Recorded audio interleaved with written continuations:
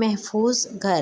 فرعون ایک بہت ظالم بادشاہ تھا۔ اس کے ایک نجومی نے ایک دن اسے بتایا کہ تیرے ملک میں ایک ایسا بچہ پیدا ہوگا جو بڑا ہو کر تیری بادشاہت ختم کر دے گا۔ یہ سننا تھا کہ فرعون نے اپنے سپاہیوں کو حکم دیا کہ جو بچہ بھی پیدا ہو اسے ذبح کر دیا جائے۔ ہزاروں بچے اس ظالم بادشاہ نے ذبح کرا دیے۔ فرعون اپنے آپ کو رب کہتا تھا، سب سے بڑا رب میں ہوں، لیکن اللہ تعالیٰ اس بچے کی حفاظت کرنا چاہتے تھے اور اسی بچے سے اس کی حکومت ختم کروانا چاہتے تھے۔ جب یہ بچہ پیدا ہو گیا تو اس کی والدہ ہر وقت ڈرتی تھیں کہ میرے اتنے خوبصورت بچے کو فرعون ذبح نہ کروا دے۔ اللہ تعالیٰ نے ان کی والدہ کے ذہن میں یہ خیال ڈالا کہ بچے کو صندوق میں ڈال کر دریائے نیل کے حوالے کر دیں۔ اللہ تعالیٰ اس بچہ کو واپس ان کے پاس لوٹا دیں گے۔ اس الحفیظ جل جلالہ نے صندوق میں اس بچے کی حفاظت فرمائی، ورنہ صندوق میں اس بچے کو دودھ کون پلاتا، یہ سانس کیسے لیتا، دریا کی بڑی بڑی پہاڑ جیسی مچھلیوں سے حفاظت کیسے ہوتی۔ لیکن ماں نے اللہ تعالیٰ کی حفاظت پر بھروسہ کیا، وہ اسے اپنی آنکھوں کے سامنے ذبح ہوتے نہیں دیکھ سکتی تھی۔ اب یہ صندوق اس بچے کا محفوظ گھر تھا۔ ایک دن فرعون اور اس کی ملکہ دریائے نیل کے کنارے تفریح کے لیے گئے تو دور سے ملکہ نے ایک صندوق دیکھا۔ ملکہ نے وہ صندوق منگوایا تو دیکھا کہ صندوق میں ایک حسین و جمیل بچہ مسکرا رہا ہے۔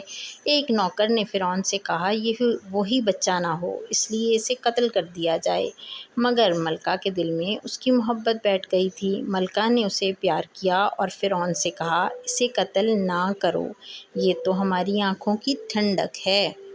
فرعون نے اپنی ملکہ کی بات مان لی۔ بالآخر اللہ تعالیٰ نے دشمن کے گھر میں ہی اس بچے کی پرورش کروائی۔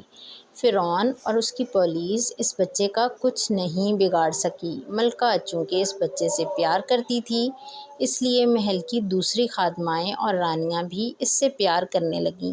جب اس بچے کو محل میں لایا گیا تو یہ بچہ کسی کا بھی دودھ نہ پیتا تھا۔ ملکہ پریشان ہو گئی۔ اس بچے کی بہن اپنے بھائی کے بارے میں معلوم کرنے گئی تو عورتوں کو یہ باتیں کرتا سنا کہ ملکہ کو ایک ایسی عورت کی ضرورت ہے جو بچے کو دودھ پلائے۔ اس کی بہن فرعون کے محل گئی اور کہا، میں ایسی عورت کو جانتی ہوں۔ چنانچہ بچے کی ماں کو بلوایا گیا۔ جب بچے کی ماں نے اسے اٹھایا تو وہ ان سے چمٹ گیا۔ حضرت موسیٰ علیہ السلام ہی فرعون کی بادشاہت ختم ہونے کا ذریعہ بنے۔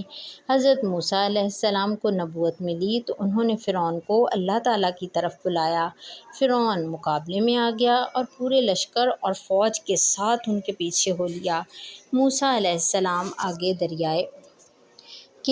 دریائے نیل تھا اور تعاقب میں فرعون اور اس کا لشکر۔ اللہ تعالیٰ نے دریائے نیل کے کنارے پر پہنچنے کے بعد حکم فرمایا کہ اپنا عصا پانی پر ماریں۔ عصا مارنے سے دریا میں 12 راستے بن گئے۔ راستے ایسے تھے کہ مٹی بھی گیلی تک نہ تھی، بلکہ پکی سڑک کی طرح تھے۔ حضرت موسیٰ علیہ السلام اپنے ساتھیوں سمیت خیریت سے گزر گئے۔ فرعون کے سپاہیوں نے کہا، اے بادشاہ، یہ راستے تو آپ کے لیے بنے ہیں، اس لیے چلیے ان کا پیچھا کر کے ان کو ختم کر دیں۔